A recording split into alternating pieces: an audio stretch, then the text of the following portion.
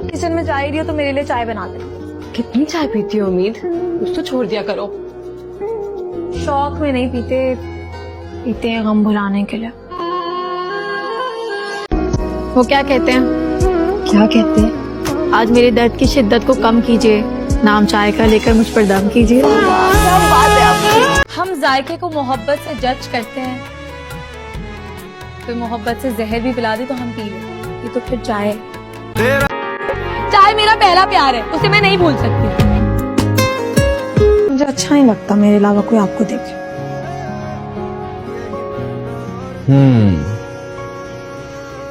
لیکن فرق تو اس بات سے پڑتا ہے نا کہ میں کس کو دیکھ رہا ہوں. میں تو صرف تمہیں دیکھتا ہوں.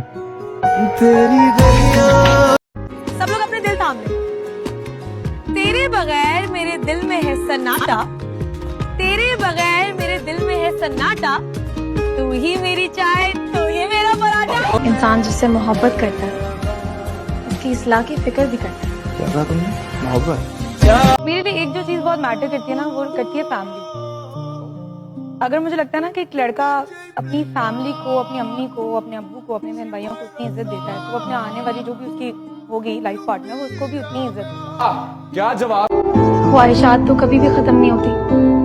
انسان جتنی زیادہ آرزو کرتا ہے اس کی خواہشات اور زیادہ بڑھ جاتی ہیں, اور وہی بات بھول جاتا ہے کہ اللہ تعالیٰ نے دنیا میں انسان کو خواہشات پوری کرنے کے لیے نہیں, اللہ کی مرضی کے مطابق زندگی بسر کرنے کے لیے بھیجا ہے. میرا یہ ماننا ہے, مجھے نہیں پتا لوگوں کا, بٹ مجھے یہ لگتا ہے کہ لڑکی کو اتنا انڈیپینڈنٹ ہونا چاہیے کہ وہ کبھی بھی کل کو زندگی پہ کسی بھی ڈیپینڈ نہ ہو. میں اگری نہیں کرتی ان باتوں پہ کہ کوئی ایک لڑکی ہے جو کہ خود سے کچھ کرنا چاہتی ہے بٹ ایک لڑکا آ جائے اور اس کی زندگی چینج ہو جائے. نہیں, کیوں؟